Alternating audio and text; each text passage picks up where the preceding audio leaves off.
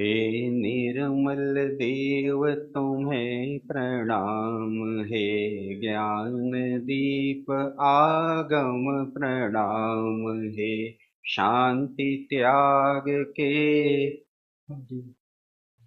शिव पथ पंथी गुरुवर प्रणाम। पूज्य बाबू जी के इस जन्म शताब्दी समारोह में हम सब आए। मैं भी उन बड़ा सौभाग्यशाली लोगों में हूं, बाबूजी के वात्सल्य की मधुरम फुहारें जिसके ऊपर जोरदार बरसी। अनेका अनेक बरसों तक बाबूजी के पास आना और उनके समागम, उनके सानिध्य का लाभ प्राप्त करना। जानते तो बहुत पहले से थे, इनके प्रवचन भी सुने, हालांकि कुछ समझ में नहीं आता था उस समय। लेकिन 2003 में मैं यहाँ पर आया, 10 लक्षण पर्व के बाद में मुंबई से होकर के यहाँ, उसमें भाई साहब सुमत जी थे। तो फिर बाबूजी से जब शाम को मिलने के लिए गया तो मैं तो बिना ही पूछे चला गया था, घर का पता पूछ करके। लेकिन रात में 11 बजे तक बाबूजी ने 3.5-4 घंटे में उनके पास बैठा और इतनी सुंदरतम चर्चा, ऐसा वात्सल्य। सचमुच में मुझे ऐसा लगा कि मम्मी पापा के बाद में कोई वात्सल्य मिला है तो मुझे बाबूजी से मिला, इतना जोरदार। और जब जाने लगा तो उन्होंने एक पुस्तक मुझे भेंट दी, जो आधुनिक जैन कवि, जो उनके संपादकत्व में निकली थी। मैंने कहा बाबूजी इसके ऊपर आपके हस्ताक्षर चाहिए। तुरंत पेन लेकर के उन्होंने उस पर युगल, जब कोई पढ़ता तो कहता है युग 8 जैसा दिख रहा है ये तो, परंतु वो युगल उन्होंने लिख करके दिया। और बहुत वात्सल्य के साथ में मैं उनके घर से निकला। फिर तो जितने दिन रहा रोज का क्रम बन गया। फिर एक दिन भाई साहब सुमत जी बोले कि अपन बिजौलिया के दर्शन करने चलते हैं। तो बाबूजी से अनुमति लेना पड़ेगी। बाबूजी के पास अनुमति लेने के लिए मुझे भेजा गया कि आप बाबूजी से अनुमति लेकर के आओ। और मैं बाबूजी के पास जब पहुंचा, मैंने चर्चा करी कि भाई बाबूजी आज ऐसा जाने का विचार हो रहा है। क्यों? क्या यहाँ के भगवान में वो आकर्षण नहीं आ रहा जो बिजौलिया में देखने में आएगा? है? यहाँ के भगवान से कुछ कम ज्यादा है क्या? मैंने कहा नहीं बाबूजी, भावना है सबकी, सभी लोग जाना चाह रहे हैं, 5-6 लोग हैं, सभी जाना चाह रहे हैं, चले जाओ, लेकिन ध्यान रखना यहां से निकलने और लौटने तक मेरी जिम्मेदारी नहीं। और फिर जो एक बात उन्होंने बोली गजब की, मैं आज तक भूल नहीं पाया और हमेशा कई बार मैंने उस बात को दोहराया है। बाबूजी बोले भैया तुम दुनिया भर के सारे मंदिरों के दर्शन कराओ, भगवंतों के दर्शन कर आओ, लेकिन ध्यान रखना अंत में तो तेरे मंदिर के भगवान ही काम में आने वाले। क्या गजब बात! मैं तो सुनकर के एकदम धक्के के रह गया। कितनी सुंदरतम बात। फिर एक बार और आया बाबूजी के पास में अपने जबलपुर के कुछ साथियों को लेके कि भाई हमने गुरुदेव श्री के साक्षात दर्शन तो नहीं किए, तो अभी अपने पास मौका है, बाबूजी के दर्शन कर लो तो गुरुदेव साक्षात मिल जाएंगे सामने। तो आया तो उसमें उनके घर पर ही दिन भर रहना सबका और खूब वात्सल्य। उनको भोजन का समय था, उनको भोजन परोस रहे थे, तो मुझे लगा उनकी थाली में चम्मच नहीं है, तो मैं चम्मच लिया मैंने और उनके थाली में ले जाके देने लगा। कहने लगे क्या? मैंने कहा बाबूजी ये चम्मच है। ये चम्मच नहीं है। उन्हें हाथ उठाए ऐसे, ये नेचुरल चम्मच है भाई मेरे पास में, तो मुझे इन चम्मचों की जरूरत नहीं है। ऐसे अनेक प्रसंग बाबूजी के साथ में कितने बीते, क्या उनकी चर्चा करें। सचमुच में पूरे समाज को वात्सल्य के साथ में एक ऐसा व्यवहार सिखाने वाला, और जो भी अपन ने सुना, जो उनकी पुस्तक में पढ़ा, अपने श्रेणिक भैया बता रहे थे, ऐसा पूरा व्यवहार बताने वाला गुरुदेव के बाद में एक जबरदस्त व्यक्तित्व था। उसका नाम था हमारे आदरणीय पूज्य बाबूजी। ऐसे बाबूजी के बहुत ही सुंदरतम तत्व की सुंदरतम चर्चा, पूरे गुरुदेव को जिन्होंने आत्मसात कर लिया, उनके बताए तत्व ज्ञान को जन जन तक इस साहित्य की और सुंदरतम भाषा में फैलाने का कार्य बाबूजी से हुआ। आज अभी विषय है सम्यक चारित्र और उसके साथ होने वाला शुभाचार। अभी तो अपन ने पूर्वचर में जो भाव होते हैं, परिणाम होते हैं, उनकी चर्चा सुनी थी। परंतु जब जब वो चर्चा इतनी इस प्रकार की है, तो आप विचार करो कि शुभाचार कैसा होता होगा जो ज्ञानियों के, जो सम्यक चारित्र के साथ होता है। देखिए, मैं सबसे पहले तो यही समझें कि ये तो हम सब जानते हैं कि हमने तो क्रियाकांड को चारित्र मान के रखा था। ये तो गुरुदेव श्री आए तब जाकर के पता चला कि वास्तव में चारित्र होता क्या है। और बाबूजी ने ये वाली बात बिल्कुल समझ ली। तो देखना, ये निकालना आप चैतन्य की चहल पहल, पेज नंबर 46 पर सबसे नीचे की पंक्तियों से मैं कुछ बातें रख रहा हूं। वो कैसे उसका साथ सदाचार होता है, बाबूजी की तरफ से जो उन्होंने गुरुदेव श्री को सामने रख करके कहा, मैं वो बातें आपके सामने कुछ यहां पर रख रहा हूं कि पेज नंबर 46 चैतन्य की चहल पहल में सबसे नीचे, मुनित्व के बाह्य इतिवृत्तों में मुनि का आत्मा खो गया था। चारित्र को कठिन एवं कष्ट साध्य माना जाता था। चारित्र के उस महान उपासक की वाणी के माध्यम से चारित्र का सही स्वरूप आज निखरा है। कोरे शुभ अनुष्ठानों की काली कारा में चारित्र जैसे जीवन तत्व को कैद करने के सभी प्रयत्न आज उस संत ने विफल कर दिए। उन्होंने शंखनाद फूंका, चारित्र ना तो घर बार आदि बाह्य संयोगों का वियोग मात्र है और न कर्म कांड की छलांगे, न कोरा नग्नत्व ही चारित्र है, न महाव्रत समिति आदि का पराश्रित शुभाचार, उत्सर्ग एवं परिचय झेलना भी चारित्र नहीं, तो इंद्रियों का दमन एवं भयंकर काय क्लेश भी नहीं, वरन स्वरूप में अंतर्लीन आनंद वृत्ति ही चारित्र है। सोचो जरा, आत्मा को देखा, पहचाना, अपना घर पहचान लिया, देख लिया, अब उसमें रहो, आनंद भोगो। आनंद भोगने का नाम चारित्र है। पर द्रव्यंते भिन्न आप में सो सम्यक तो भला है, आप रूप को जान पनो सो सम्यक ज्ञान कला है, और आप रूप में लीन रहे फिर सम्यक चारित्र सोई। ऐसा आत्मा की आनंदमय परिणति, आत्मा में रहना, जिसे शुद्धोपयोग कहा जाता है, वही वास्तव में सम्यक चारित्र है। चर्या, जब अपने को माना कि मैं आत्मा हूं, जान लिया, निर्णीत हुआ ज्ञान, सम्यक ज्ञान प्रकट हुआ, सम्यक दर्शन, सम्यक ज्ञान, अब इस पूर्वक जो परिणति प्रकट हुई अपने में लीन रहने की, अपने स्वरूप में लीन रह करके आनंद भोगने की, जिसे शुद्धोपयोग कहा जाता, वह चारित्र है। लेकिन वह चारित्र होता कैसा है? वह चारित्र के पूर्व में जब तक ऐसा शुद्धोपयोग कंप्लीट नहीं होता, उसके पहले किस प्रकार का सदाचार होता है, देखो इसकी एक चर्चा इसके बाद में। श्री कांजी स्वामी ने चारित्र के अनिवार्य सहचर शुभाचार का भी, जिसे व्यवहार चारित्र कहते हैं, पूरा समर्थन किया। उन्होंने कहा, शुभाचार जो मात्र मंद कषाय की ही पर्याय है, उसे चारित्र मानना तो मिथ्या दर्शन है ही, किंतु वीतराग चारित्र के अनिवार्य सहचर शुभाचार का सत्व ही स्वीकार न करना भी समान कोटि का मिथ्या दर्शन।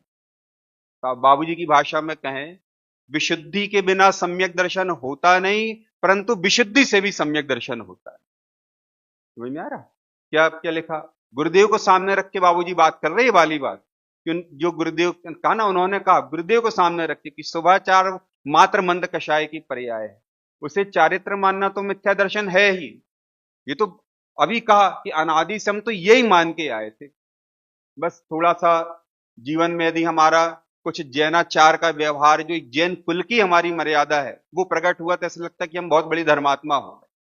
मुझे अपने जीवन की घटना याद है, मैं जब 11वीं 12वीं में पढ़ रहा होऊंगा, तो स्वाभाविक धर्म रुचि थोड़ी गहरी उस समय लगी थी, तो आलू प्याज भी खाना बंद, रात्रि भोजन भी बंद, मंदिर जाना ये भी सब चालू। तो एक रिश्तेदार घर में आए, उन्होंने बड़ी तारीफ करी, कितने धर्मात्मा हो गए, कितने धर्मात्मा हो गए।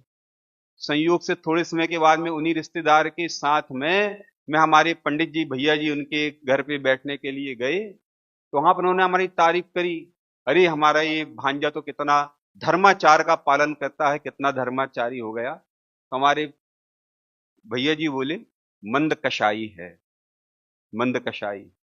मुझे तो ऐसा लगा जैसे किसी ने आसमान से उठा करके धरती पे पटक दी। समझ में आ रहा है? हम 10 दिन उपवास करें, एकासन करें, 10 लक्षण पर्व में खूब पूजन विधान रचाएं, सब कुछ काम करें, और 10वें दिन के बाद में, 10वें दिन जब पूरा हो जाता है ये कार्यक्रम, जब मंदिर से निकलते आखिरी में रात के 10-11 बजे, सोचना उस समय लगता कैसा है, बताने जरा कैसा लगता है। इस बार के 10 लक्षण पर्व तो धर्म के साथ बीते। वो कह रहे तेरा ये शुभाचार अभी धर्म यानी वो सम्यक्त्व के साथ कहलाने वाला शुभाचार भी नहीं, वास्तव में तो एक बस थोड़ा पुण्य परिणाम है। और फिर कोई कहे अगले दिन जब अपन बताएं इतना 10 दिन बीते, फिर कोई कहे मंद कषाई हो, फिर कैसा लगेगा बता देगा, फिर कैसे अपने परिणाम होंगे। यहां कह रहे ये शुभाचार तो मात्र मंद कषाय की पर्याय है, उसे चारित्र मानना तो मिथ्या दर्शन है ही, लेकिन वीतराग चारित्र के साथ अनिवार्य सहचर शुभाचार का सत्व पाया ही जाता है। लेकिन उसे वो ज्ञानी धर्मात्मा धर्म नहीं मानते, परंतु वो भूमिका अनुसार होता ही होता है।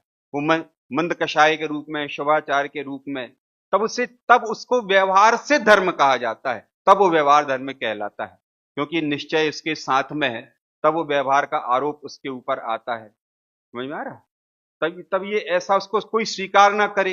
अब समझना, यदि कोई उसको स्वीकार नहीं करेगा, समझना क्या कहना चाह रहे हैं, यदि कोई तो सम्यक दर्शन के साथ में चौथे गुण स्थान में किस प्रकार का शुभाचार पाया जाएगा, बताना जरा किस प्रकार का होगा। कि अभी वहां पर स्वरूपाचरण चारित्र का अंश प्रकट हुआ, एक कषाय चौकड़ी का अभाव हुआ, और बाहर में क्या किस प्रकार का व्यवहार दिखेगा, अन्याय अनीति अभक्ष का नियम पूर्वक त्याग दिखाई देगा। समझ में आ रहा है? नियम से। और जो भी बात बताई गई इसके पूर्व के व्याख्यान में, वो सब कितने गुना ज्यादा होंगे ये बात आप समझना। यदि पूर्व में इतना नरम व्यवहार पाया जाता है तो उसके सम्यक दर्शन के साथ तो कितना हृदय कोमल होगा, कैसा निर्मल व्यवहार होगा, किस तरह के परिणाम होंगे। अन्याय अनीति अभक्ष का त्याग तो नियम से ही हो। और गजब बात है, वह धर्मात्मा वह ज्ञानी उसे धर्म के रूप में बिल्कुल नहीं देखता, उससे अपना नाप नहीं लगाता, बड़प्पन नहीं देखता, उसको अपने आप का, उसको निर्जरा का कारण नहीं मानता है, और लेकिन वो पाया जा रहा है पूरा। बड़े पंडित जी जबलपुर आए थे, तब उन्होंने बच्चों के बीच में एक लेक्चर दिया, तो अपन बोले भैया अपन सब अनादि मतलब ये बहुत लंबे समय से पढ़ते आ रहे क्या कि ये जैसा खाओगे अन्न वैसा होवेगा मन। बोले आज इसको थोड़ा अपन सुधार करके पढ़ते हैं, थोड़ा सा बदल करके पढ़ते हैं, जैसा बनाना हो मन वैसा खाओ अन्न। अब लगा लो इसको कि आपका ये इसमें पूर्वचर व्यवहार तो आ ही गया, इसमें जो पूर्व में पाया जाता है ये तो आ ही गया, साथ में सम्यक दर्शन के साथ में भी किस प्रकार का इस प्रकार के परिणाम शुभाचार होते ही होते हैं। आगे बढ़ो, 5वें गुण स्थान में आओ। 5वें गुण स्थान में क्या हुआ, किस बल पे 5वां गुण स्थान आया है, इसी शुभाचार की भूमिका में आगे चल करके तैयार हुआ है। और इस संबंध में मैं बाबूजी का एक बहुत ही गजब का एक मार्मिक प्रसंग है, वो मैं आपके सामने रखना चाहता हूं। थोड़ी चर्चा अभी हो गई जो इसके पहले के व्याख्यान में, लेकिन मैं एक चर्चा ये अपना चर्चा चैतन्य की द्वितीय खंड, इसमें पेज नंबर 199। अब गाड़ी लेट चली तो पहुंचेगी भी लेटेगी।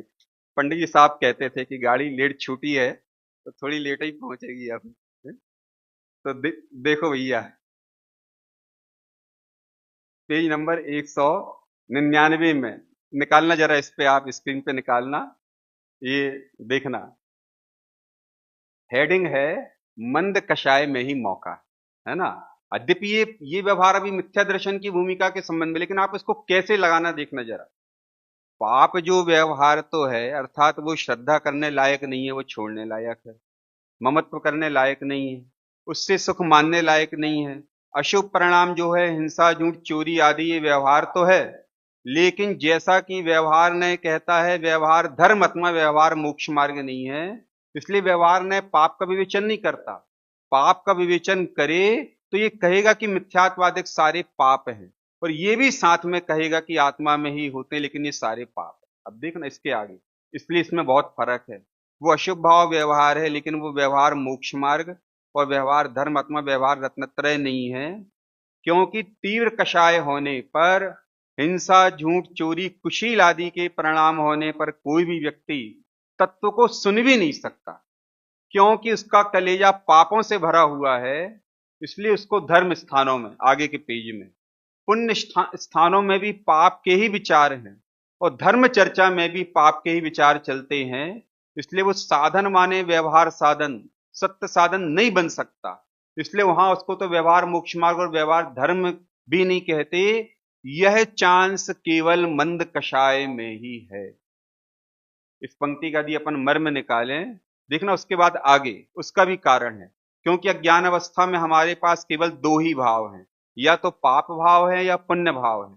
और तीसरा भाव जो वीतराग भाव है, सम्यक दर्शन है, वो हमारे पास अभी नहीं है।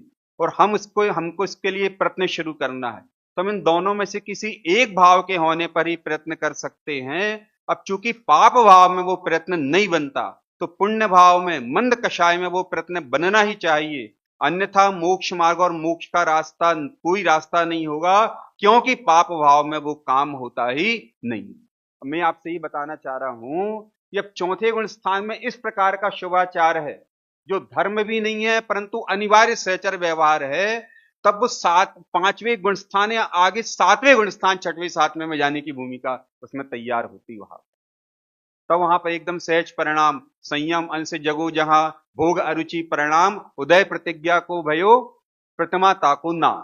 अपने आत्मा का बल इतना बढ़ गया कि वो कषाय उदर पे मंदता को प्राप्त हो गई, और इतनी मंद हो गई कि दो कषाय चौकड़ी के अभाव रूप होने को आ गई पांचवें गुण स्थान में, और स्थिरता बढ़ गई। यहां पर शुद्धोपयोग स्थिरता बढ़ गई। तब वहां पर पांचवा गुण स्थान प्रकट होता। कौन सा अनिवार्य व्यवहार हो गया वहां पर, कौन सा शुभाचार हो गया? सहज में अपने आप पहले 12 व्रतों के, अणुव्रतों के धारण करने का परिणाम आएगा ही आएगा। ये भूमिका वहां तैयार हो गई। समझ ना, ये क्या गजब बातें लिख दी, ऐसी कोई बात कैसे बताए। मुझे तो ऐसा लगा ये पुस्तक बहुत ही गजब हो गई। पुस्तक तो बाद में आई, पहले हमको महेंद्र भाई को नमन करना चाहिए कि उनके टेप रिकॉर्ड ने कमाल कर दिया। यदि उनको इसको रिकॉर्ड करने का भाव आता तो ये केवल चर्चा उसमें जिन लोगों ने सुनी थी, बस उनके मस्तिष्क में जितना था उतना हो जाता है ना। मतलब क्या गजब है, कितनी जोरदार बात है। और ये ऐसा लग रहा है जैसे कल्प रेगिस्तान में कोई कल्प वृक्ष खिल गया, और वो भी कैसा, उसके सामने जाओ तो केवल मोक्ष हमारे मिल गए पुस्तक के रूप में, और कोई लौकिक बात तो तुम्हें प्राप्त होने वाली नहीं। कल अपने विपिन भैया कह रहे थे कि होम डिलीवरी सम्यक दर्शन की तो पंचम काल में तो मोक्ष नहीं होता, कई लोग कहते हैं, लेकिन मोक्ष मार्ग तो होता है ना। ये मोक्ष मार्ग की हमारी होम डिलीवरी है। ये हमारे दरवाजे पर आ गया पूरा मोक्ष मार्ग। यदि कोई एबीसीडी भी नहीं जानता हो, ये वाली पुस्तक पढ़ के समझ जाए।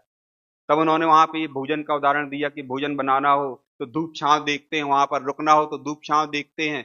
धूप में बैठ करके तू काम नहीं कर सकता, पर छांव में बैठ करके काम हो सकता है। ये अपने स्टोपदेश में भी इस बात का उदाहरण आया हुआ है। तो ये आप समझना, ये शुभाचार अनिवार्य रूप से होगा ही होगा, 12 अणुव्रतों का शुभाचार। और फिर जब आगे छठवें सातवें गुण स्थान में साक्षात मुनि दशा के रूप में जब वहां पर जाएंगे, तब वहां पर कैसा शुद्धोपयोग कि क्षण क्षण में वहां अंतर्मुक्ता होने की वृत्ति, और उसके साथ में 28 मूल गुणों के पालन का व्यवहार नियम से होगा ही होगा। लेकिन वो व्यवहार कब कहलाएगा? तब अंतिम बात कह के पूरी करते हैं।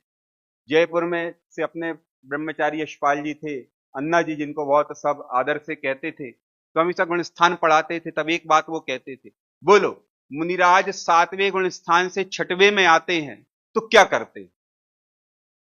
क्या करते बताओ? मुनिराज 7वें गुण स्थान में जाने की तैयारी करते।